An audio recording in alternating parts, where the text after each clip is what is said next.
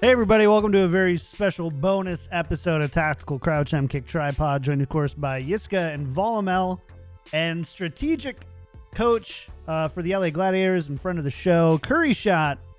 Welcome back, sir. Good to see you, man. You're looking great. Thank you. Good to see you guys too. Happy to be back, man. Yeah, it's great. Yes. Always great having you. And man, what a time to have you back on the on the cusp of yesterday's match.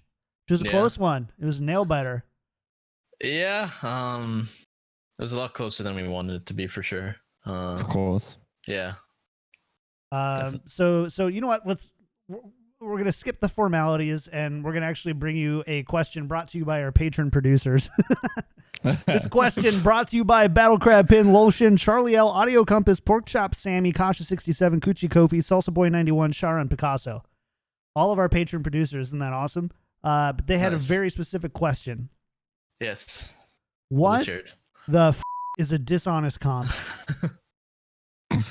Let me explain it like this. So basically, we scrim a lot of teams, and I think like Valiant, came to the conclusion that if they played us with, a team that a lot of teams are, a comp that a lot of teams are running, right? That they would just lose. Mm-hmm. So for me, that's what I think like a dishonest comp is. It's like knowing they can't mirror. They just tried to play something that was like really cheesy, but at the same time, like I think it's fine if that's what they think is like best to win the game. I mean, it's a strategy, right? So it is what it is. That's how Chengdu wins all of their games, isn't it? Well, like, isn't that what we call a Chengdu chance? Yeah, and I think definitely true.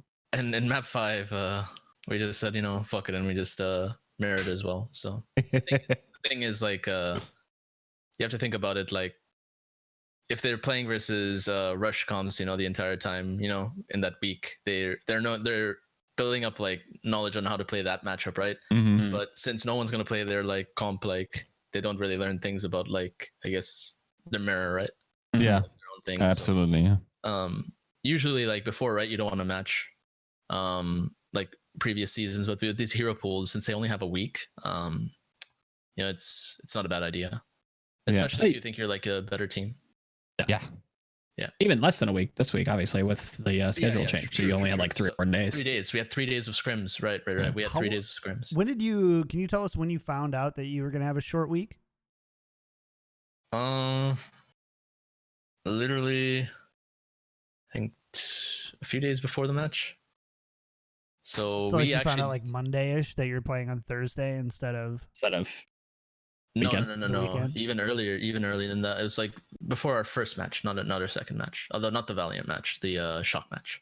Gotcha. Okay. So, got it. Okay. So you had a few I'm pretty sure anyway. Yeah. So like, yeah, it kind of was weird because I was gonna like drive back and then I just stayed there for like those days and then I drove back after our match. Yeah, you're driving a ton, huh? Yeah, I reached home like at 2 a.m. ish. But yeah, and I kicked up some Overwatch. Started feeding my brains out. Mistake. I just do that all the time, so I'm consistent. What kind of a car do you use to drive there? A Honda Civic. Okay. Yeah. To the 1999's Honda Civic or 2017. Okay. All right, this is totally off topic, not something you're prepared for, but what do you do on that long of a drive? Like, are you audio booking it? Obviously, you're listening, getting caught up on Tactical Crouch. We know that. Number one. You think you're joking and you're like self-flogging, but I actually did that yesterday. Yeah. Oh, did you really? When I was watching really old episodes though, dude. Like I was watching Harsh with Harsha or some shit like this. Okay. Yeah, and I was listening to just like you know, what everyone thought about like GOATs, like if it's here to stay, if it's like not, and just to see like what everyone's predictions were and if they were true. I was just curious, like, you know, it's cool. It's cool to look at like old stuff and be like, I wonder if anyone actually like predicted it. You know? Yeah. To be fair, a lot of it has changed since then, right? Like, in terms of like preseason power rankings, there were of course like some people saying Washington was going to be an amazing team, and for one reason or another, maybe it's because of hero pools, maybe it's because they couldn't get certain players there and stuff like that, because they couldn't fill out their roster, things like that. Also, of course, we could talk about like the difference between offline and online play. I think a lot of people have pointed that out. I think we had an interview with Albert, who just said it's so different coaching online and offline, and also especially playing online and offline, where certain players, especially like the Apex guard, is just used to playing in front, like their matches. It's like a ritual to get into the vibe of a competitive match to engage with the audience. Yeah, of course. Like, I definitely think there is like a difference, you know, online and offline. That, you know, I feel like we're pretty used to it though. I think like knowing what steps you need to take to like get used to it is like really important. So, like for instance, without getting too much into it, like our team culture, the team culture that we set is like, you know, scrims are sacred basically. So, you know, match, like the scrims basically feel like the matches. You know, we collect phones, like we're pretty like extreme in the sense that like we simulate those what do you call it, those situations like on stage, right? And I think that's why like we're like easily like transitioning into online matches. Like it's not doing us too much harm, rather than coaches like not being able to be there. So like that kind of sucks, but yeah, it is what it is. Of course, also on your drive, did you watch some Tiger King? What is Tiger King? You don't know what Wow. Oh, we found the one. And he looks like the Leopard King too. That really surprises me. Oh, my shirt? Yeah, wait, what is it? Should I Google this? Oh man, it's been everywhere. I don't know how Tiger you King? Live. This is perfect, and a perfect example what coaching does to people when they're mid-season, where it's just like they're completely disconnected from pop culture. Basically, definitely. Just for you elevator explanation, it's like a docu series of a nuts guy having like a tiger zoo in North America, just doing the wildest stuff, and it was like the talk of the week, like internet memes and all that going on. Wow. On Netflix. If you get a chance, watch it. We won't. Okay. Yeah, you won't regret it. Documentary is a bit strong. This is more of reality TV, like junk food, but it's like you can't look away. It's like a train wreck. Yeah, it's insane. Anyways, now that we've brought you up into pop culture a little bit, let's get back to Overwatch. And I actually want to ask you about hero pools a little bit. Sure. You're, I think, our first guest we've had on since I think we've been able to wade in the hero pools a little bit and kind of get used to the temperature. And now that we've kind of seen it for 6 weeks or whatever of hero pools, So first, can you tell us like what your approach is towards hero pools? Just like how does that process work from you guys from Sunday when the hero pools get announced to what your job kind of looks like and how you approach preparing your team? And give us all your secrets, obviously, every single coaching secret that you have, please. Yeah, this is gonna be a little bit harder to answer because I don't want to give too much away because I feel like it would help other teams, since I think the process that we have truly does work.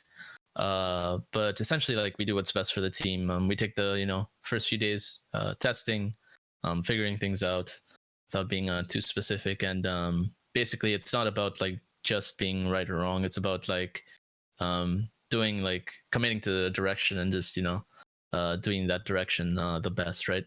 Like, we also we do our like meeting. We come in with what we think, because we have the hero bands like basically the day before our off day, basically, right? On our off day.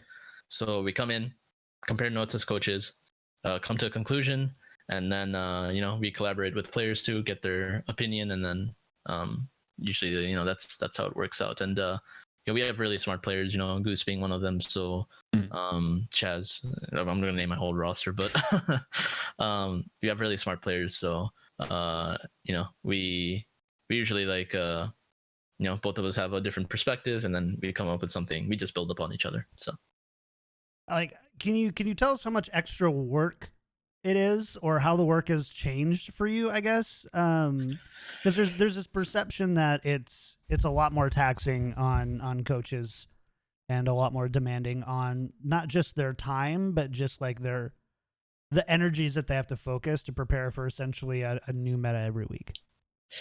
Yeah, it's definitely different. So I can get into the specifics for this. So when I was on Charge, for instance, when there were no hero pools, like how you would prepare, right, is one thing that you would have done in a stage is like look at the opponents of odds a lot, right? Like a lot, like for instance for me, I might make this public, but like some of my our old work on like Chengdu, like I mapped out every single translocator spot for Chengdu on like Alios, for instance, on one of our maps, and it was like a heat map kind of thing, and like they put the translocator in the same place on every map. Like they were a very like scripted team. So even with like pathing, like so I had like, for instance, videos with a Widow, like where she'd grapple, like one screen, 3 different situations where they'd grapple in the same place and path the same way, put their Widow mines in the same place. So it's like, it was like a lot easier to get information from other teams, right? But because of hero pools, everything's different, right? Those tendencies, they're still there, right? But it's not something that you can do like every week. So it's more so about focusing on your strengths, right? And playing your own game rather than just like, focusing on, the enemy's weaknesses. So it's you'd say it's less. Granted, these feel very buzzwordy, but it's less micro focused and more of like big picture, like identity, what you want your team to do, and how that can like consistently be applied to as many hero pools as possible. Is that something that you kind of track? Yeah, of course. Like there are definitely like comps that come back again and again, right? And then maybe in a different variation, but yeah. Strategically, you'd say like not very similar, but like in essence, like they kind of play the same way with just different pieces, right? Yeah, okay. Definitely. Yeah, gotcha. Do you like now? It's even more hyper, like condensed the time you have to prepare, right? Does it ever feel? Do you ever get a guilty feeling for going to sleep on these 3 nights before the match? Yeah. So we have a guy named Matt, right? HP for Gamers, I think is his tag. Mm-hmm. But he used to work for Valiant. He's like a mental like health kind of person, and so he's been monitoring, like he's been helping me with my sleep, because like honestly I do a really shitty job of taking care of my health during the season. And he's been helping me with that. But yeah, like for instance, sleep, eating, like I was only eating once a day. I was only sleeping like 2 or 3 hours a day. But we've got that up to 7 now. Improvements. And yeah, I would give him the same thing. Like I was very like stubborn about it. We're like, yeah, I did feel guilty to answer your question, but he's been helping me, and he's telling me like that's a really like shitty way of thinking about it, because like you're not at 100%, right? With that amount of sleep. And like for me also, like my maybe I shouldn't say fuck it, but I felt like my brain was affected this season. And like when we were in Korea, I saw like a neurologist and stuff like that. They checked like basically all the stuff on like my arteries to see like my blood flow. And everything was like pretty fine.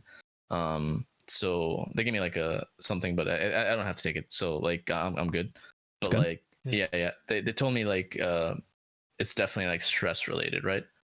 So I definitely do feel like it does definitely is like very stressful. But if I feel guilty about it anymore, no. Like I feel like I had the wrong mentality where I was like, I don't know, just like avoiding my health, right? sweeping it under the rug, kind of minimalizing it. Yeah. Like same with like Mam Academy. I think this was on like Reddit because Mineral put it on there. But like when my kidneys were like bleeding and same things. It was stress related. And yeah, my kidneys were like bleeding. And then I went in like in our tournament matches, and Albert basically had to like take me like himself to like get my CAT scan and everything and get me fixed and stuff. But like actually working yourself to the bone, like I mean, ruining your own body. Yeah, ruining my own body. That's I wouldn't say like. I think it's like a really bad mentality to have, and I just think I was wrong. That's it. Like I think like I was wrong. And what's good about it is that obviously you've gotten help, and it sounds like things are definitely remedied. I think it's improving, not solved, but improving. Right. Yeah, for sure. So Matt's doing like a really good job of helping us with that. But glad to hear it. Just to go back to Yiska's question, like what we do is like really stressful. Hero pools does make it more stressful, but like it's also like up to the individual, I guess. Like I don't want to like blame it all on hero pools, but like because I know like I could do better. And it's like if I go back to that mayhem thing, it's not, some people like you said, it's like working to the bone, but like really it's like I let my team down. For sure. Like we could have won that entire season, right? So it's on the individual to like also like know how to deal with that. For sure. I think a lot of people could sympathize with that, and that is like a very heavy topic that I think we've done a good job at like trying to not expose, but like really make people realize that it's not just a day job for you guys. This is like this is a passion. This is like you said. This is everything. Like this isn't being a line cook at, you don't do your 9 to 5 and go home. No, you're working all day because you're allowed to. Same thing. Like I tell my players, like I still like I 100% believe this. I just don't say it. I'm not just saying it. But like winning is like everything. It's everything. Like nothing else like matters. So yeah, it's not like that. Like if there's something you can do to win, that's ethical, by the way. That's something that I really like. Yeah, of course. But you're not paying contenders teams for scouting reports on the all teams they're screwing. Yes. Yeah. No, I don't. Yeah. I mean, definitely not. I think like everyone on the team, has those morals too, which I think is like really good. Coming from different teams. Like they all agree, and I really like that. That everyone feels the same way. So. Yeah, it's something that we've talked about before, about how like I think there was some people just didn't believe that there are people who, if they have 127 hours or however many hours there are in a week to play to compete and be competitive, they're not going to take the absolute maximum number of those hours to try to win, try to be competitive, try to get better. And so I mean, I'm happy that you're doing better. Yes. I was at a point where I would actually go to the hospital about, I'd say once to twice every year, for the same just kind from of like stress related, anxiety related, overworking, no sleeping, Same. not enough eating, and tough. The shit it does to your body, by the way, is not so like bad. Yeah, like for instance, I had shingles too, which is also stress related, right? Which Yep. Flares up when you're stressed. A lot of people have it, when they're like 65. Matt, for instance, our health guy was telling me, dude, you have a body of like a 60-year-old. Just like, burning it at both ends, just trying to get them chipped. But bro, it's commendable, but listen. He told me, he's like, lay on the table. I'm like, oh, okay. And it's like, he's like, all right, you ready? I'm like, ready for what? Fucking like Donkey Kong just slams me like on my back, and it just makes it the weirdest sound I've ever heard in my life. Like I've never heard my back do that, right? I was just like, it was in the office too, right? So like in the corner. So he sets up the table, does it. I was like, I'm like, ready for what? And then he just does it. I'm like, and you just hear me go, oh my god. Because I was like, what the? And then I was like, okay, all right, I'm good. But like, holy, yeah, never had someone do that. And he's a great Twitter follow, by the way. Like I didn't even know that he works with you guys, but I just randomly followed him, and he does all these like little TikToks of like stretching and stuff like that.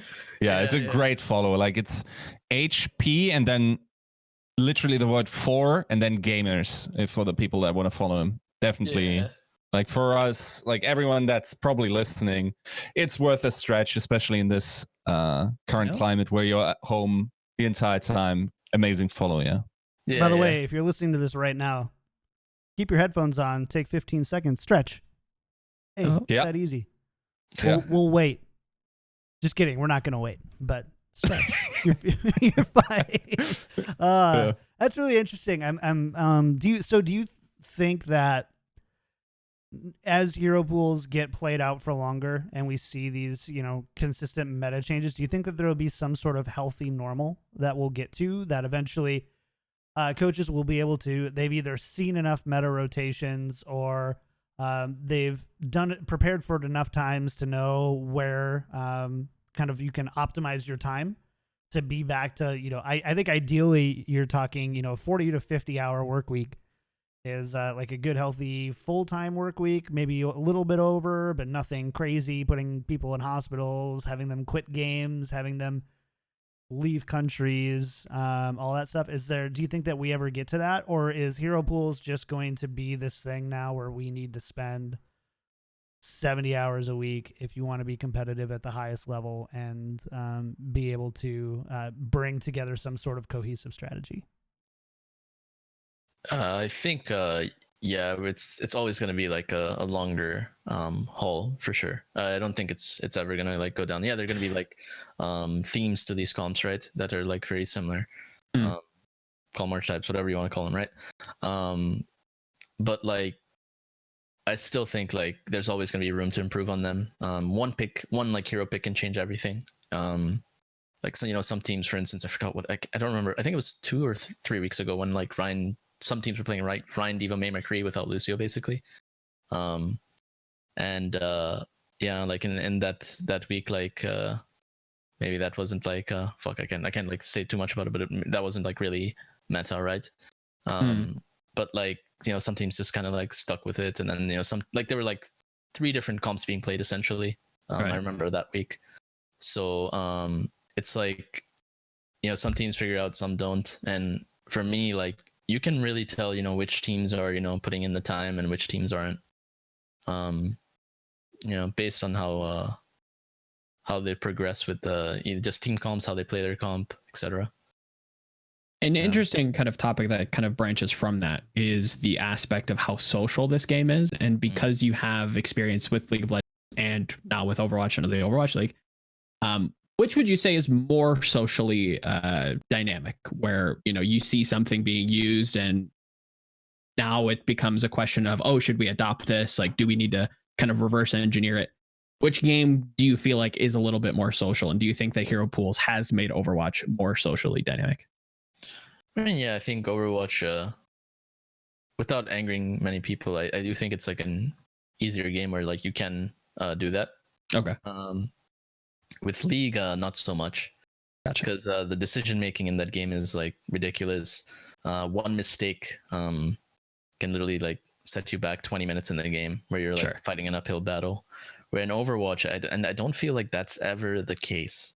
I think that if you come in, with a not a good comp, then it like does feel like that. But you can switch in the game, right? Whereas like in League, like you're locked in. You make that one mistake, good luck. I hated that, man. Even like when I was playing the game, because I was playing also back in 2014, 2015. Qualified for that LCS promotion tournament and everything, Nice. But yeah, but humble brag, I like it. Yep. Great. Yeah, but it wasn't it was definitely a lot harder in my opinion, for sure. Do you think in Overwatch there are sometimes just situations where you join the server, see a composition, and it's over for you in that match, and then it's like, I mean, how much adaptation is there post fact if you haven't already like practiced a comp that could theoretically help to counter it? and how much adaptation is there realistically that coaches can assist their players with between maps? So that's the thing. Like with coaches, like I think that's where like a lot of people see like the value in between maps too. But like the adjustment starts, in the map, like literally like in a Koth map. If you like they play a certain comp on like the first sub map, for instance, right? You immediately like start adjusting for the next one. You just don't roll out. I mean, some teams might just roll out with like what they practice, but like those adjustments really matter, right?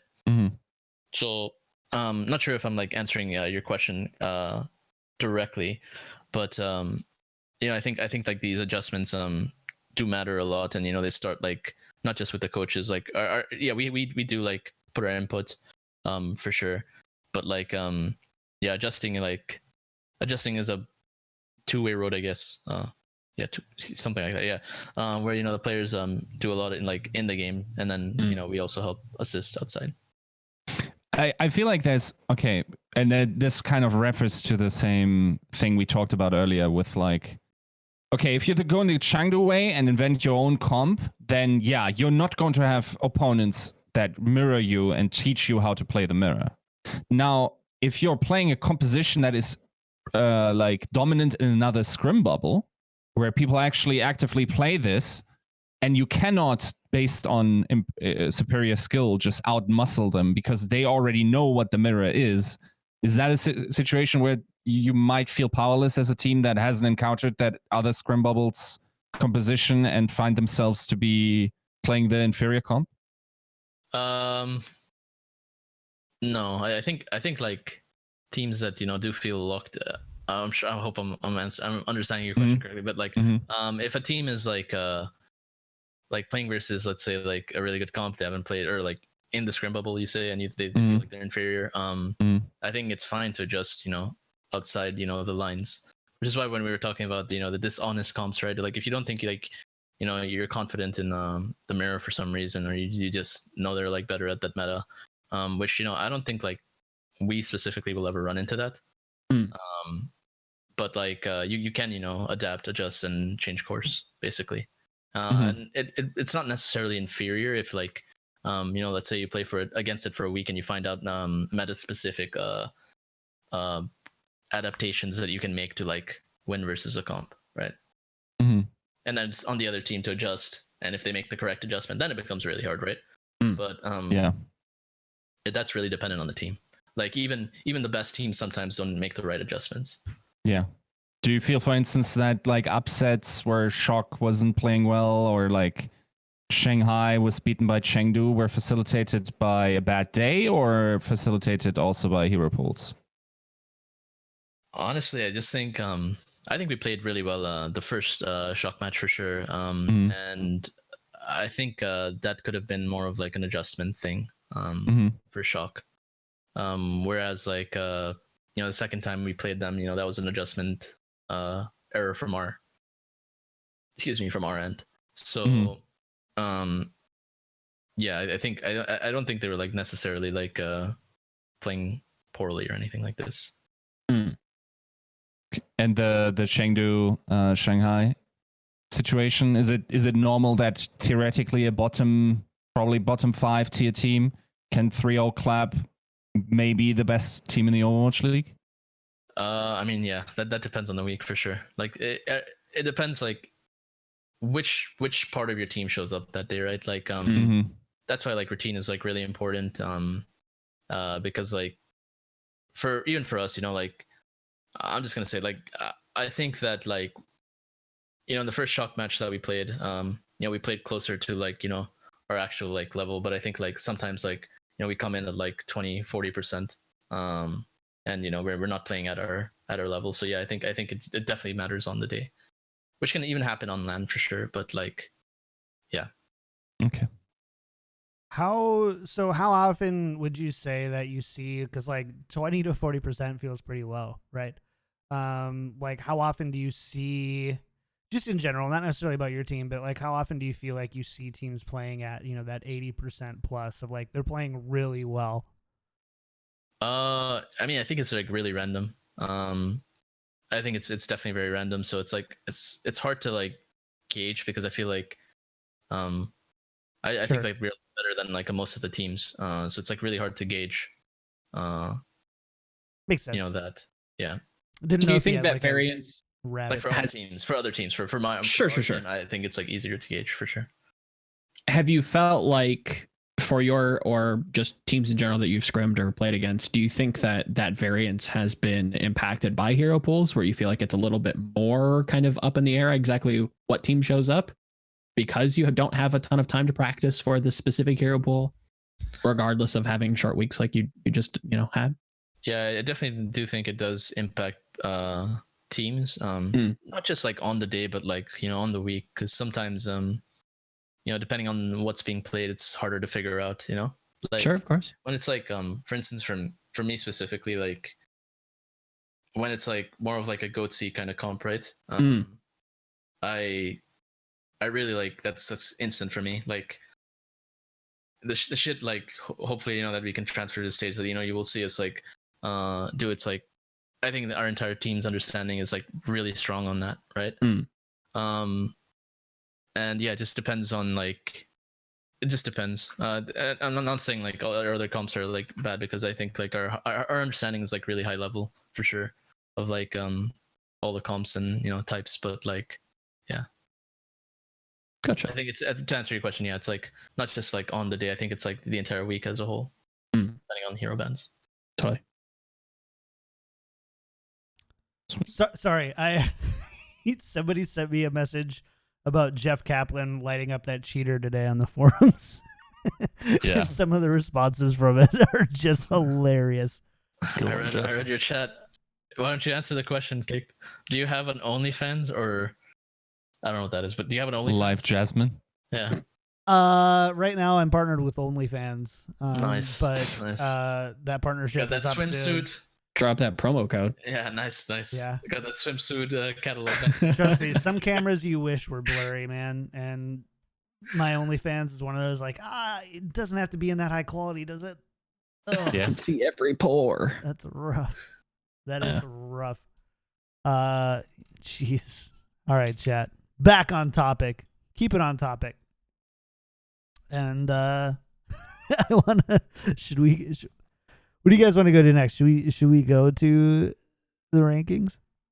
I think we've done a good job with hero pools. I think the league in general, we've kind of gone over online and what that kind of entails. Power rankings is definitely interesting, and it sounds like Curry has some takes that might catch people off guard. So I'm interested to hear some of the justifications. So okay, let's start at the bottom. Who sucks? Like every good list should. Who sucks? Who should be relegated? Good word. I like that. Yeah, nice. John Nice asking the questions in a frame.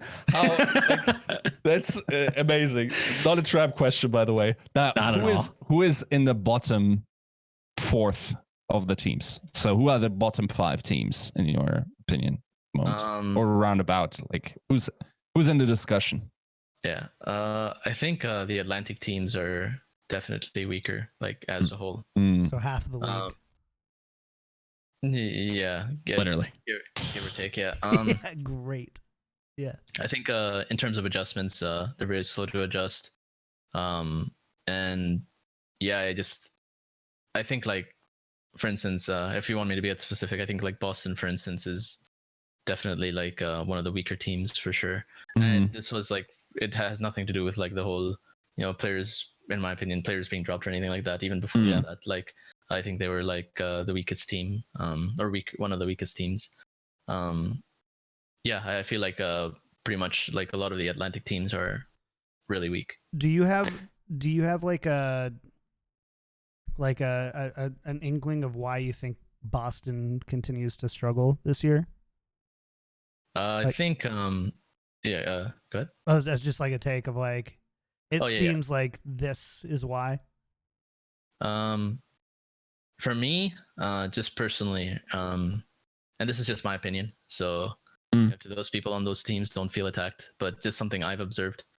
I think like scrim setting is like really important, and when these guys are like, I don't know, typing so much in chat and just like fucking around, It's like, to me, it's like just like, yeah, for me that's like really tilting. Like my teams, they don't do that, and they never will, because like I told you, like scrims are sacred, right? So when I see that, like when I see like their either scrim setting and stuff like that, I can again, it just, for me, it's like, this is why they're doing poorly, or this is like definitely a contributing reason of why. It's like your first step. It's like if you can't do this here, you can't like maintain some sort of like mental focus, and you have to like chat and whatnot, then everything else on top of it feels like it's wobbly.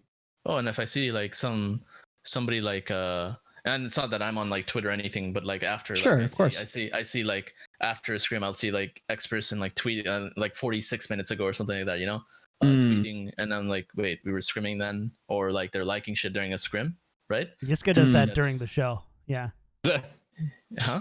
Yeah. Yiska, just be like, just screenshot the tweet like, Yiska, we're on a show right now. To me, that's like really insulting. Like just in terms of like work ethic, right? Like, like you have to put like everything. You have to think about it like this: when you go to the gym, you're really tired after like a good workout. You have that feeling. You usually feel the same way after scrims. You have to put everything in there, and teams are just some teams aren't doing that and just fucking around essentially. So I think let me say this as a little anecdote that came up like in the preseason when I was doing all these Scrimbucks Stock Exchange things and talking to people how it's going. And a peculiar thing about London was, for instance, that for one, like 2 monitor setups don't work for them. Like, because then your attention is diverted, right? Like you're looking at the second monitor, stuff like that. And then apparently even during solo queue, like practice for where every player just practice their own, we're not allowed to tab out. No, we were definitely not allowed to tab out.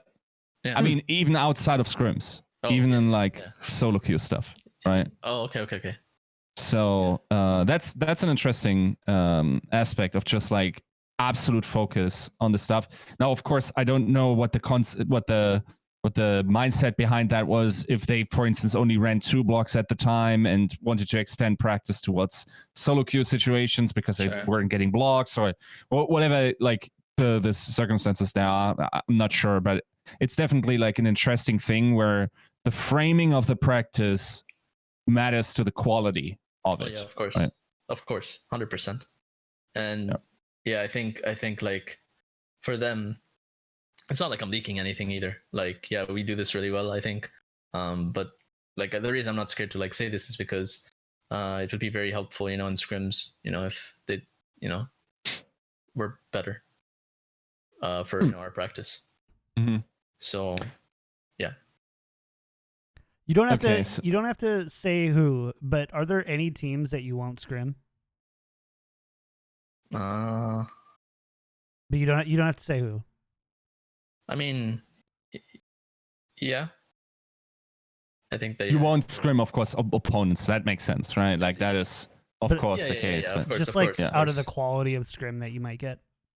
Yeah, it depends. But yeah, I'd say there are for sure. And it's not a take like it's more so that like they're just not good practice. So okay. I think that's fair. Yeah. Totally. You can ask me spicy questions. Let's go. Okay. Where's Dallas? Texas. Yeah. Next question.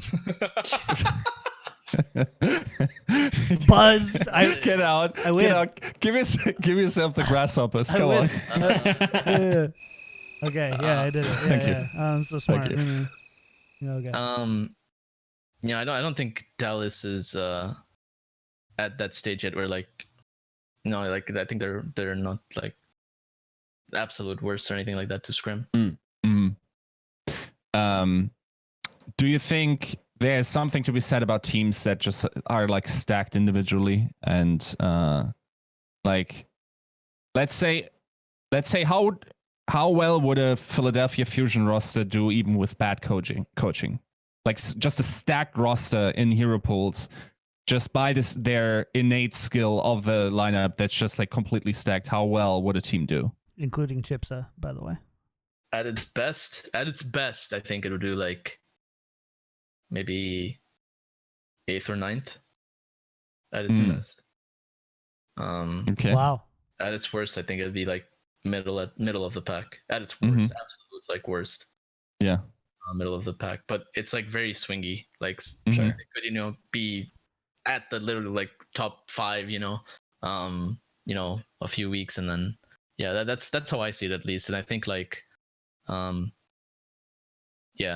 think I've had this we've had this discussion with like amongst us, as a coaching staff too, because we were curious about it too. That's my take on it. We all have like very different opinions on that. Sure. So if you ever have them on the show, that'd be a very interesting thing to ask them for sure. Now to see our different opinions. Now, how high would Gladiators be without your coaching staff? No, I'm just kidding. Don't answer that question. I think we have very, very talented players for sure. What an answer. What an answer. You handled it well. You got it. You got it. Who's slick? Who's better at Valorant, you or DP? I haven't played with we haven't played together or anything, so it's hard to say. But he says he's like popping off like really hard on it. But I don't know if you've seen my clips with Emong and stuff like that. Me running in with the Odin. Oh no, I haven't seen it. No. Yeah, so don't watch those. But when you ask that question. Fair enough. Nice. David just sent me a message saying, "Add me on Valorant." Very good. I want to see that. So we can answer this question. I want to see I'll spectate and we'll cast the Valorant 1v1. Do you guys want to know the juice? The juice. Yeah, some stuff that you won't hear. Squeeze the juice. Okay. So we're all very competitive on the team. So this is just because you asked me about who's better. So Matt had us do like these assessments, of our body, basically physical assessments. Where like you tried to like max out how many push-ups, how many sit-ups, etc. that you could do. And I'll just ask you guys individually, based on our team, who do you guys think did the most? See, I think push-ups? Coaches and players included, like both together. I have a big brain answer. No, not just push-up, not individually, like just in general, like across the board. Like who performed the best in terms of like a physical test. Yeah. I have a big brain answer. Okay.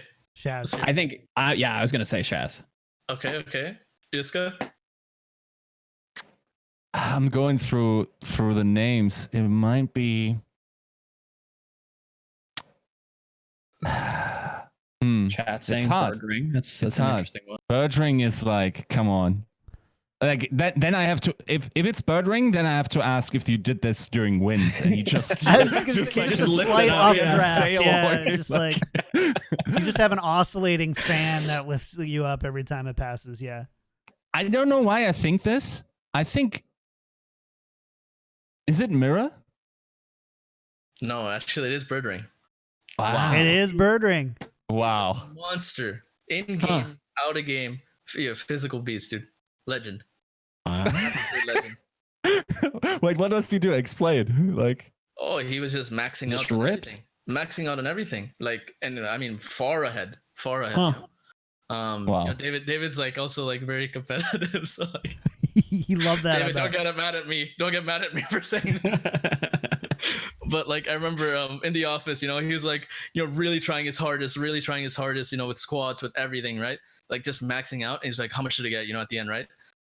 We're like at the end, of like his squats, we were in the office just chilling. And then like for an entire hour, like, he basically, he couldn't, like, he had to like rest basically, right? And then like the next day we come in and like, we like, who did it? And it's like, oh yeah, Birdring had did like 100 plus this, 100 plus that. And they're like, what? Jeez.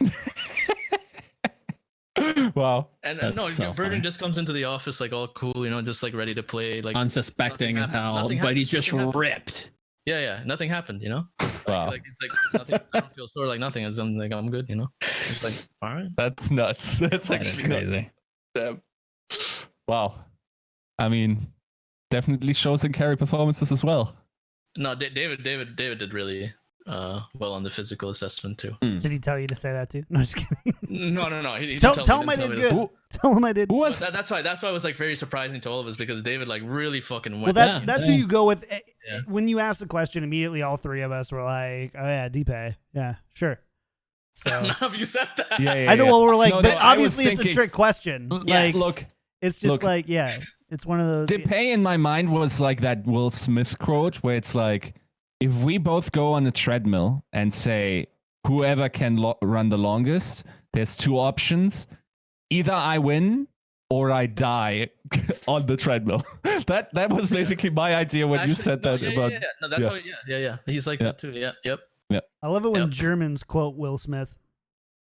I think. Look, great philosopher. Let me message David on Discord. Don't kill me, please. Okay, so here, juice us up. Who did poorly even though they shouldn't be expected to? No. Oh, see, now we're getting to flame territory. No comment. yeah. Avoid. I mean, I didn't do that great either. So. Okay. I did like. How was Space? Oh, he was. Space is like pretty ripped. Okay. Yeah. So it's OG. I actually don't. This isn't a process by elimination, dog. Wow. I'm not gonna tell you. This is not productive. We're not fishing for info. Yeah, you guys are killing me. Jesus, that's fine. Hey, you're the one who's like, by my team. You're the one who offered the juice. So running PR spin here. We've got Boston kind of team. Who else do you feel like is within that same pack? Names that jump out: Justice, Defiant. Is that kind of does that kind of track with you? Yeah, I think like it's very similar for sure. With Atlantic teams. Mm-hmm. So yeah, I think that's a fair assessment. What do you think the deal is with Outlaws? That was funny. Yeah. See, the thing is, like, I like everyone on Outlaws, but to be brutally honest, in my opinion, it's a scrim culture. Ooh. And I don't say that to be toxic, and like, again, I'm not saying, hey, you guys, you're all fucking bad. Like, that's not what I'm saying. Sure. It's more so just like, I think practice-wise, lots of distractions. I think, and sometimes it can't be helped, right? When your infrastructure is not up to snuff, for instance, or stuff like that. Of course, if it is in the realm of what coaches should be doing, then rough.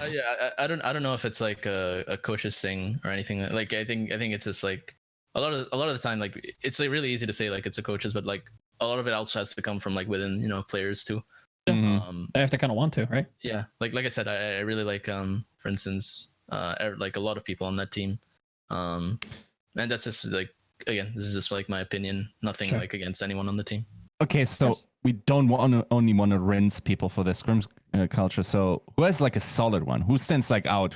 Is very professional, shows up to scrims, is just like focused, a good scrim in general in that regard? I think like we're outside of us. Yeah. Oh yeah, outside of us. I think like for instance when we were in Korea, I think Shanghai was fine. Like that seemed like they were very solid. All in lobby, ready to go. Nice. So yeah, I think like they're a really good team too. So something that I feel like kind of Saito was known for back in the day was just like on time, 15 minutes early. We get our 2 hours in, we get out. Yeah, and there's no messing about. There's no chatting. There's just get in, do your job, and we'll move on. Yeah, Saito lobbies. Just to be clear though, like even though like we're all serious and stuff like that, it's still okay to have fun, right? Of course, yeah. So like the players know that too. It's just like there's also the that expectation, that like we want to get like infinitely better, and you have to have that environment. So yeah, but I do think there definitely are teams that have really good scrim environment, scrim culture, if you want to call it, in the league too. But like there are a lot of teams that in my opinion, aren't there yet. Interesting. Is that? Do you think a lot of that is exacerbated by being remote now too, and we're online? No. I think people who say that is like it's like an excuse.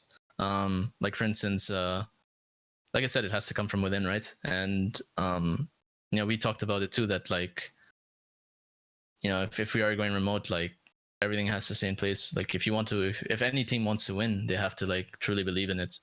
And if it just like, if they start to revert or like they start to just like not take it seriously, change, you don't want to win. Like that's that simple. To me, at least, that's how I look at it.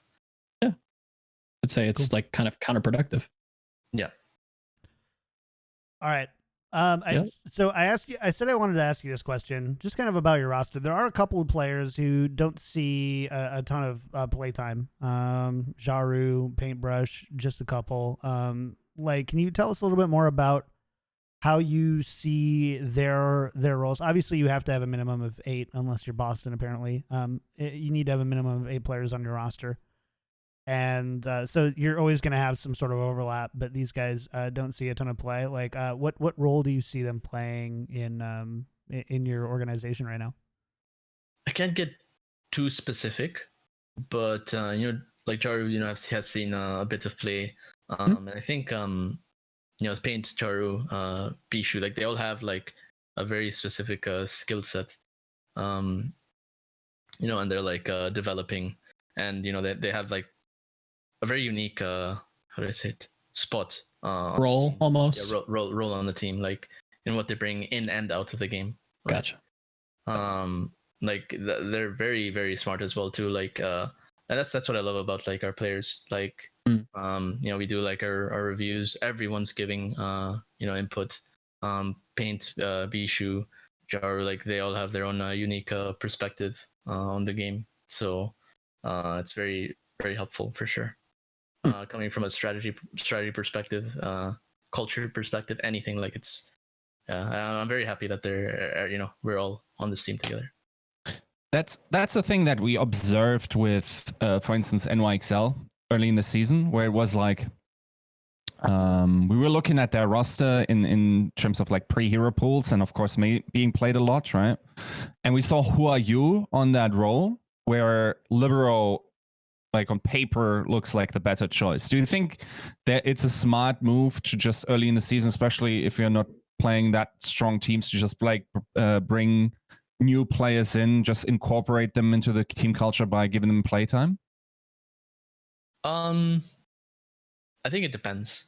I really think it depends. Like for instance, if you're forcing them on a role that it's like something they don't play, then it just doesn't make sense. But of course, it's definitely like an interesting take, and yeah, I can see the positives for sure.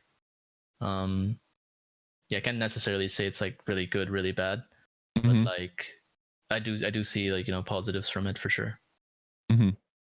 Yeah, because I'm thinking towards like you, of course, fielding Jaru early in the season, though. Like, of course, that it seems like that is also due to his hero pool and just like him making sense in that position. But like it also, of course, is something like that a player, especially that comes to the league, then can actually take to the bank in terms of stage experience and whatnot, and then just cash it in whenever it's good down the line, right? Like when their hero pool then becomes topical again, right? So when you have like, I think in the Overwatch League, like a lot of players have overlap in their hero pool with another player on their team. Yeah. And when you make the decision, especially when you have like the bottom 5 in your position, just giving the player that is maybe less experienced some confidence due to playtime, it's maybe not the worst part. Of course, very highly situational, because it might also very well be the case that your veteran needs some confidence boost. Like I'm thinking of a Sabiolbi or something like that. Right? Yeah, so I don't think we'll ever play anyone for like confidence boost. I think like whenever we'll play something, it's genuinely because we think they're better at that specific thing that week, or that it's just better for the team, I should say. Yeah, we will never like we'll be very genuine about like why X person is playing, which in itself should be like a confidence boost. Like you're really good at what you do. You're playing, Yeah, just because you're on that piece of paper on that starting roster, that shows that the coaching staff genuinely thinks that you should be on that piece of paper that is submitted. And like with like just also to be clear, like everyone should always be ready to play too, right? So like and like our entire roster knows that. Doesn't matter like I guess the day of the match or whatever, like everyone should be ready to play. So yeah. Were you set up in a team house, or did you have separate apartments to practice from initially? Initially we have like our office okay, that we go to, and like there's like a glass coach's room is like a, I don't know how to describe the setup. Like there's like long table, all connected. That's where the players play. Like let's say right here. Behind that is like our setup, like with these glass windows. Ooh. Coach's room. So integration room. I have like a wireless headset there, so I'm telling you, like, and David will walk out too, check everything, if everything's good. So like we can see if at the start obviously like another team's man might have been like okay to do stuff, but like we can always just see we can see POVs, which is really cool. I like it. Very nice. Yes. And then of course like the reason I'm asking is of course just logistically and from a practical point of view, like teams with team houses had a bit of a problem during this corona thing, because of course like social distancing very hard in the big house, and you still gotta have like people coming in and out in terms of like bringing food, and just like that's a big concern, right? And like if you have an office and then on top of that just like apartment for the players, of course that's much easier to retreat through in this situation, right? To be clear, we do have a team house, so okay. Yeah. So you have a team house, and you have a place like a dedicated office where you can play and practice. Yeah. Okay. You don't play and practice in the team house like some people do. Not before this coronavirus thing. Right. Yeah. Okay. Makes sense. Yeah. I think a lot of teams just like when they had the option, they just set the players back to their respective apartments, closed down the office or whatever, and just made it safe in that way. And then of course there are logistical challenges towards that, especially with people that maybe don't speak the language, and it's not that easy to just order food for Uber Eats from Uber Eats for them. Like I'm thinking of Korean players, whatever. Sure. But yeah, like there's definitely certain challenges. Are there any unforeseen challenges from this entire global pandemic thing that like people maybe don't know about, that it's just like a weird thing that, like for instance, is it hard to get certain hardware or any type of issues arising from that or something that you could think of? I mean, outside like groceries, but that's fine. Like, I think like everything's relatively accessible, but somebody's saying webcams. Webcams is a. We're gonna get Yiska a new webcam, and we're like, no, we're not. Not right now, we're not. Yeah. Like I anticipated the prices for AC units to go up, and I ordered an AC unit, and it's already 20% up within a week. Shit. So, like, of course, like when the world's working from home, you don't want to work in a warm apartment, right? Other than the cooled office building you usually have or whatever. Katie didn't believe me until she's been working home for the last month and a half, and she's like, "Okay, yeah, we need to." Yeah. Why do you have it down to 68? She's like, I'm gonna be real with you though, like being able to have a haircut, it's like kind of killing. Oh, it's the worst. Yes, it's oh my god. I'm about to just take a. I was gonna say, I was thinking about just like Yeah, the real metagame is the people who have been shaving their head for years and they can just do it. How close are you ahead of the game? How close are you to just buzzing it off? If like, so my sides are really short, but if they ever like went over the ears, I can't. I just yeah. So we're like, I'd say another 3 weeks away. And no, don't quote me on this. Don't quote me on this. Don't be like, oh, in 3 weeks, Curry's gonna have a bald head. No. Next Gladiators loss, you'll shave it. Got it. Real fast to kind of touch on like the unforeseen problems with COVID and whatnot. Yiska, talking to him, had an interesting point where like the infrastructure for like internet and like cable being stressed because everybody's at home. That was kind of an interesting take. Have you noticed like internet dropping more frequency, like lower download speeds, lower upload speeds? Like, has the internet infrastructure held up for you guys? Do you guys have like something in place to kind of trump over that, to kind of like supersede that, to kind of circumvent it? See, that's the hard part, because I think Comcast is our provider, if I'm not mistaken, and it's always been kind of careful, shitty, they're an owl sponsor now. Gotcha. Oh, you know what's happening when you're playing Fusion, right? Oh no. They just flip the switch.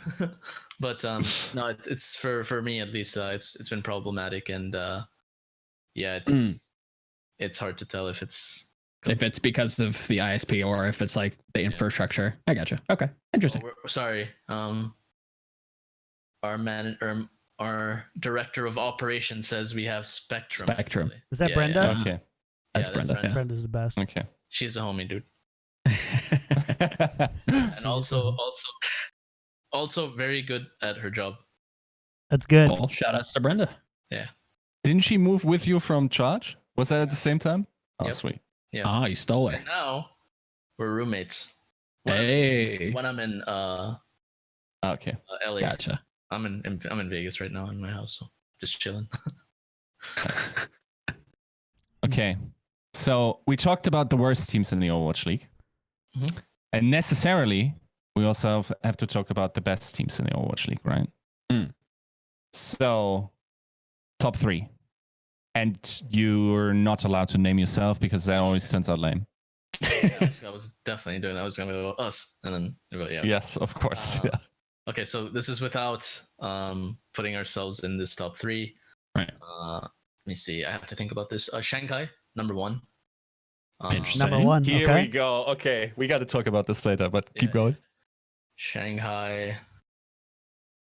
Shock. Okay. Oh, okay. I think even though like they're not like having the best spell right now, I think I still think like they're definitely a really good team. Then, frick. Now here's the thing: if you say Shock, you can not say Fusion and Soul, and that's a problem, right? Yeah. Oh wait, sorry. Actually, I'm gonna yes. Soul, and then Shock. Okay. So Shanghai, Seoul, Shock. Interesting. And then Philly 4. I'm gonna put Charge at 4. Ooh, this man loves Asia.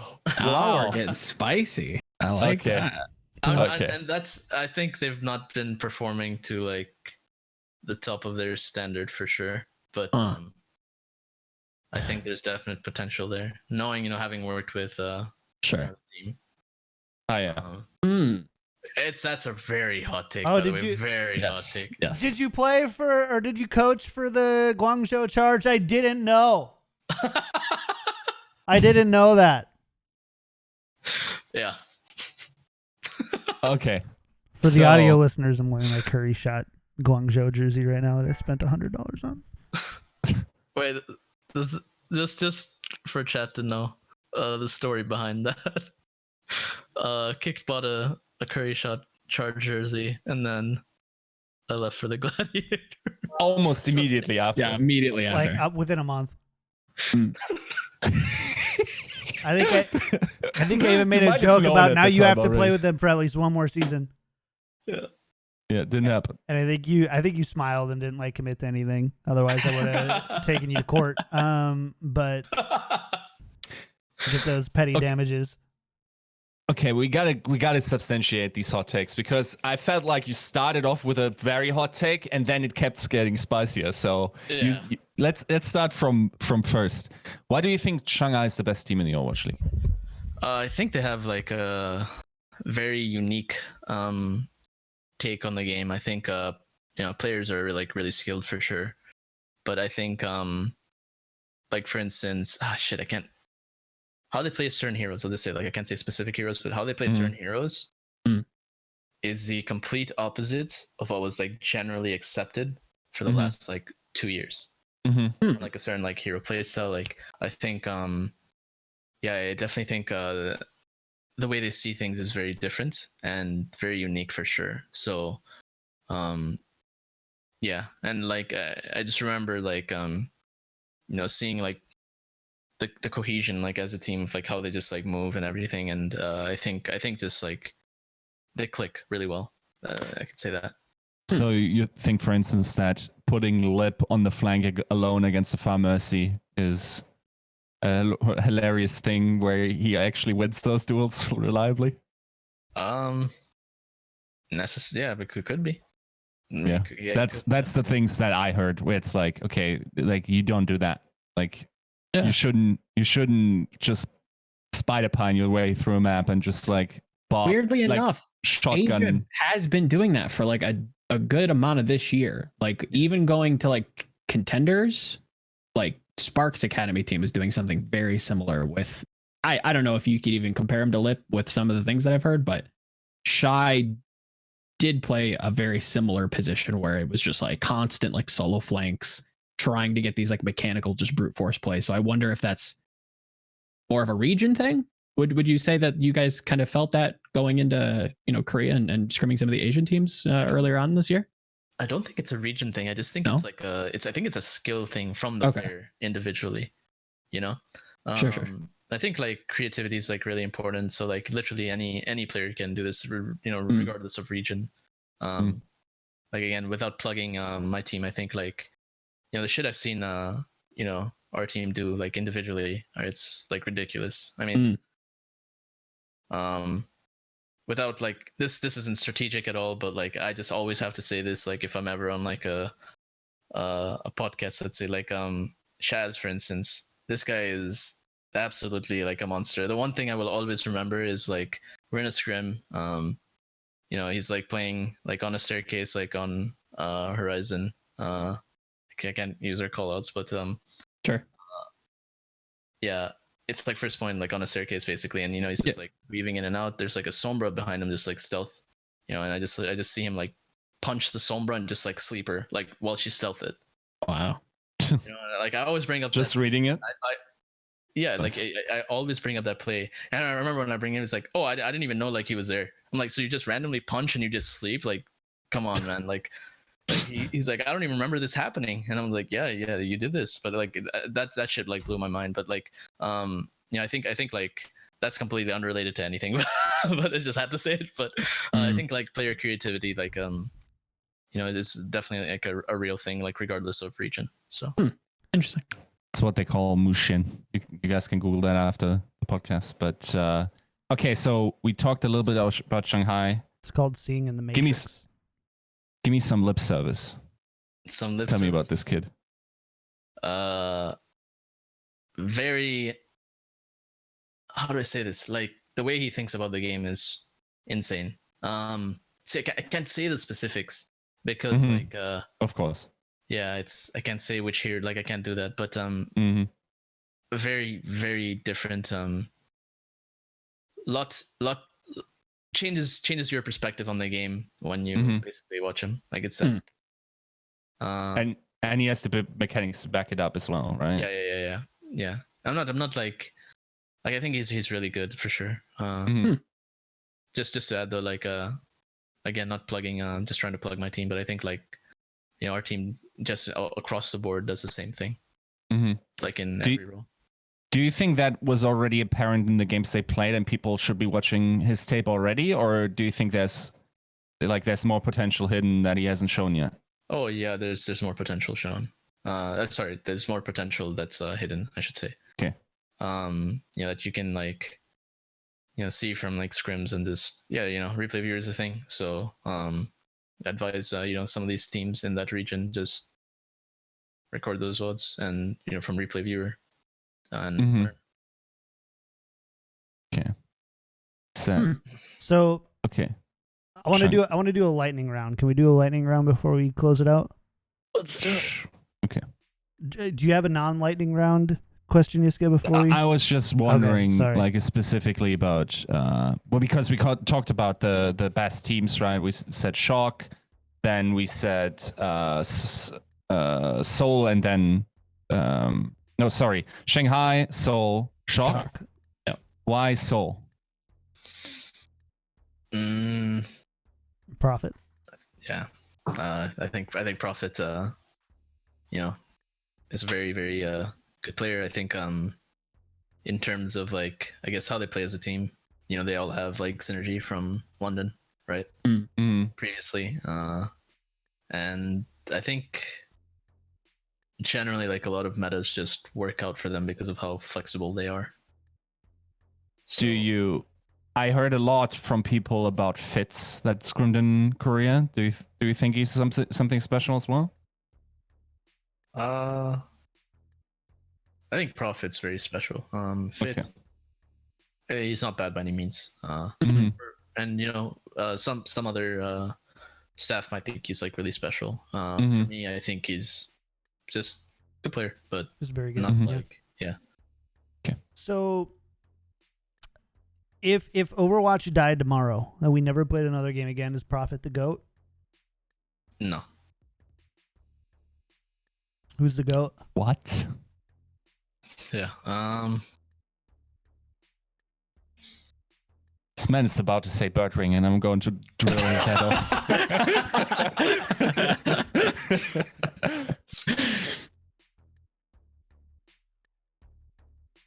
Interested to see what you have to say. It's either Cape or GOAT. Prophet or Cape, right? Birdring. Oh my gosh! Come on, get him it out to of him. here. All right, fair enough. Anyone off of the Gladiators Rookie of the Year? Who's your pick? Off the Gladiators, Rookie of the Year. Not on the Gladiators. Yeah.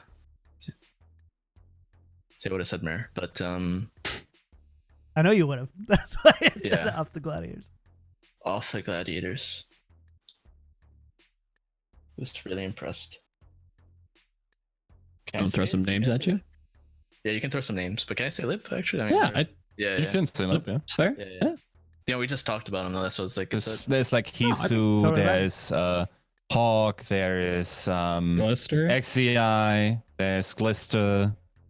What else? Yeah. But I think that those are the top names. I can't think of anyone else unless someone wants to. No names. Alarm. Okay, Alarm. Sure. For me, Lip is definitely like out of all those just way ahead. But I'm trying to think like outside of that. I guess last row. Okay. So, Ooh. Okay. But all right. Outside of Lip. Besides the Gladiators, Shaz and Big Goose, best support duo in the Overwatch League. Oh, you gotta hit me with the besides the Gladiators all the time. I got to, man. I know Shaz and Big Goose is gonna be it. Like, yeah. Support duo.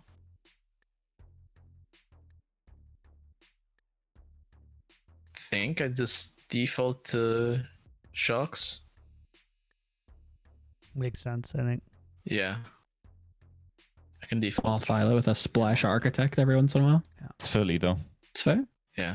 And this is just off the top of like my head. Yeah, of course. Totally. We didn't even if put I these like in have the them notes. listed out, then I can definitely. Do like, you? Okay, the only one that comes to mind that is up there is I think Philly with Astro and Alarm, right? Like that's currently, and then maybe Shanghai doesn't have a backline that rivals that in my opinion because they're too pick based. Yeah, I think it's. I don't think. Yeah, I wouldn't put them on that same tier. I do think they're very skilled, by the way. I do think they're very individually like skilled. Yeah, they are very individually skilled for sure. Favorite Overwatch League podcast that records on Mondays and Wednesdays? See, oversight. Oh, okay. Oversight. That is correct. Yes, you nailed it. I don't have any other rapid fire questions. Yeah. Joe, Yiska, you guys got I any think more? I think it's a good point. I think it was a fun interview. We got quite a lot. we did. Wow. We Yeah. got a lot going. That's for sure. Yeah. It was a good talk. It was a good chat. Quite enjoyed it. I love it when we get to Definitely hang fun. out. I wish. Yeah.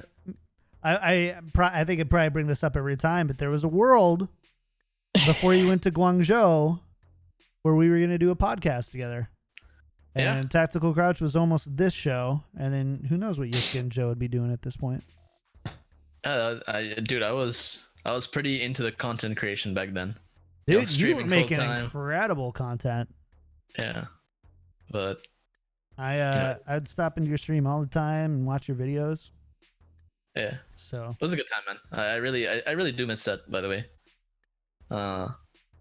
Same with like, I had a pretty good community. Like 30,000 followers on Twitch and stuff like that, and I just like randomly I feel really bad that I just like got up and left.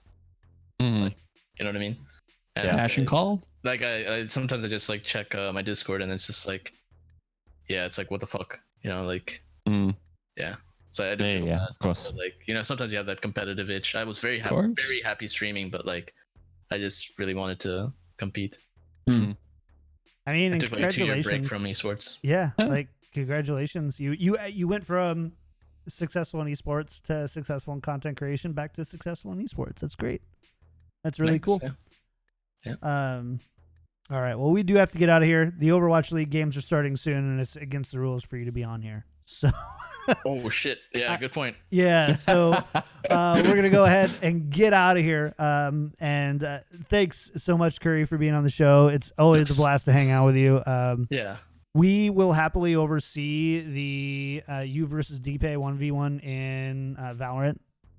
So Okay. we definitely want to see that happen now at this point, I think. Brenda could probably help us set that up. So thanks, Brenda. And then other than that, shout outs, where can people find you, all that good stuff. Message, I always say to you, every time a coach is on, message to your fans. Let's start with that. Message to the fans, the Gladiators fans. Yeah. Message to the Gladiators fans. Just know that like we'll do everything like in our power to be the best that we can be. Players, coaches, and included. Like, we'll work as hard as we can to try to win it all. And yeah, we just want to thank you for all the support, and we hope to make you proud. And then shout outs, anything else that you want to shout out or talk about your socials, anything else? Actually, wait. There is a shout out. I need to have my dog on this show. One second. Oh yeah, triple Yes. dog gang. Be right back. Here, All right, here no we problem. go. Okay, It moved the cameras when you turn the camera up. That's okay. just slightly. In the meantime, chat. You like the show? Follow it. Tactical_Crouch on Twitter. Go to patreon.com/tacticalcrouch, and you can hang out with us and do cool things. We've got a game night coming up soon. We'll announce when that is on Monday. Big thank you to a new patron, Suds and Bubbles. Thanks so much. I know you were hanging out yesterday with us in game chat, so I hope you had a good time. And big thank you again to our patron producers, Battle Crab Pin Lotion, Charlie L, Audio Compass, Pork Chop, Sammy, Kasha67, Coochie Kopi, Salsa Boy 91, Shara, and Picasso. Big thank you to all of our patron producers. If you want to support the show, we understand during COVID-19 it may be difficult for some of you. For some of you, it might not be. All right, boys. All right, let's see it. Oh, Oh god, Yes. it's double on dog. the bed. Triple dog I gang. got two right here. Yes. There we go. Cute. Wow. This one's really fat, by the way. The one on my right. It's so hard to lift him. He's like they're like the same breed, but one's like 4 times heavier. This one right here. Don't do that. What like crows do? Where it's like Have you seen my like one dog? of them will throw the other one out of the nest and stuff. I've seen that. I watched that David Attenborough. Okay. Yeah, cool. Just going to show us his horse. His horse. It's a miniature horse. Yeah. Oh yeah. Oh, That's a big that's pupper. a big dog. You a big boy? All right. Oh, his head is legitimately bigger than yours. This is actually insane. And his brain. So, yeah. Nice. Are those Skull Candy headphones? Yes, they're actually the free ones that you get when you buy a Lunchable. Yeah. Thanks again. Yiska at Yiska out. Joe at Volumil. They've always got stuff coming out, so make sure to check all those things out. Curry, dude, this is a blast, man. I love it. We get to sit back and do this. It's really fun too when it's not like on like one of our preview or recaps. We can just like talk about whatever, man. It's good fun. For sure. Yeah, it's always good fun, man. Yeah. I love it. So thanks again, chat. We're going to go ahead and get out of here. Go watch Overwatch League at youtube.com/Overwatch League. And then we'll see you around next time. Bye. Bye. See you guys. Bye. Bye.